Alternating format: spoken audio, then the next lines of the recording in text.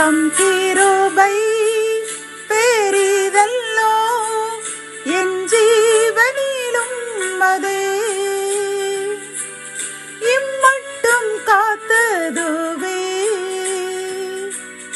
இன்னும் தேவை கிருபை தாருமே, இன்னும் தேவை கிருபை தாருமே.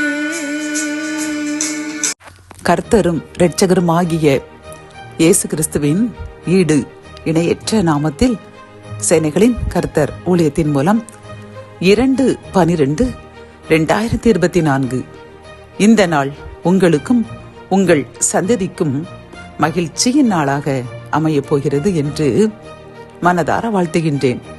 இன்று நாம் அறியவிருக்கும் கிருபையின் வார்த்தைகள் சங்கீதம் 37:4.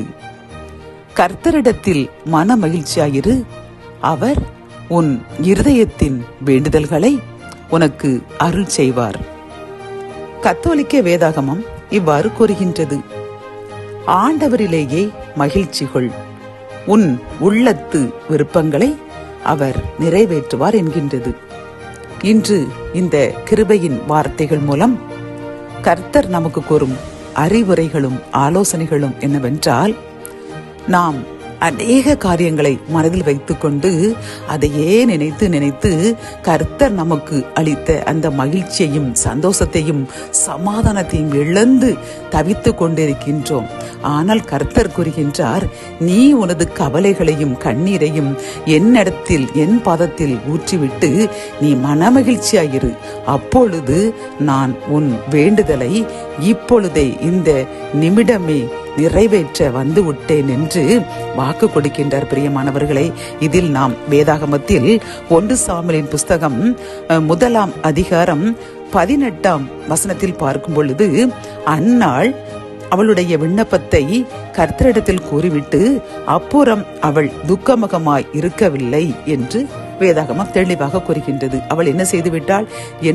அவள் எவ்வளவோ நாட்கள் இதே போன்று அந்த ஆலயத்திற்கு சென்று பலியிட்டு தனது பொருத்தனைகளை செய்து வந்து கொண்டிருக்கின்றார்கள். ஆனால் இந்த முறை மட்டும்தான் அவள் அழுது தனது பாரத்தை எல்லாம் அந்த ஆலயத்தில் கர்த்தரிடத்தில் ஊற்றிவிட்டு அவள் அதன் பிறகு துக்கமுகமாய் இல்லை, அவள் மகிழ்ச்சியாக இருந்தாள்.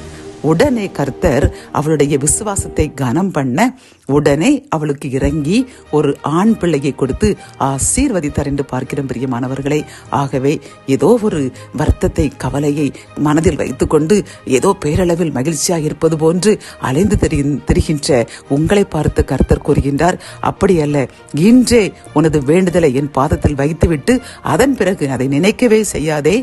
கர்த்தர் எனக்கு அதிசயமாக அந்த காரியத்தை இந்த மாதத்திலேயே நிறைவேற்றி விட்டார் என்று மகிழ்ச்சியாக இரு, உன் வேண்டுதல் கேட்கப்பட்டது என்று கூறுகின்றார். பிரியமானவர்களே, ஆகவே இனி மகிழ்ச்சியாக இருப்போம். கர்த்தர் நம்மை நினைத்து விட்டார், ஆசீர்வதித்து விட்டார். ஜெபம். என் அன்பு தகப்பனை, இந்த அருமையான செய்திக்காக கோடி நன்றி அப்பா. இவ்வளவு நாளும் தன் கவலையை மனதிலே வைத்துக்கொண்டு எனக்கு எப்பொழுது விடுதலை கிடைக்கும், எப்பொழுது வேண்டுதல் நிறைவேறும் என்று கவலையுடன் காணப்பட்ட இந்த மகனுக்கும் மகளுக்கும் நீர் கொடுத்த இந்த ஆசீர்வாதமான செய்திக்காக நன்றி அப்பா. இன்றிலிருந்து நாங்களும் இதை செய்தி கேட்டுக்கொண்டிருக்கின்றவர்களும் உம்மிடத்தில் மட்டுமே இன்றோடு எங்களுடைய விண்ணப்பத்தை எல்லாம் ஊற்றிவிட்டு இனிமேல் மன மகிழ்ச்சியாய் இருப்போம் என்று நாங்கள் உறுதியெடுக்கின்றோம். எங்கள் வேண்டுதலுக்கு நீர் பதில் செய்து விட்டபடியினால் நன்றி கூறுகின்றோம். மீட்பர் இயேசுவின் மூலம் ஜெபம் கேளும் நல்ல தகப்பனே, ஆமேன்.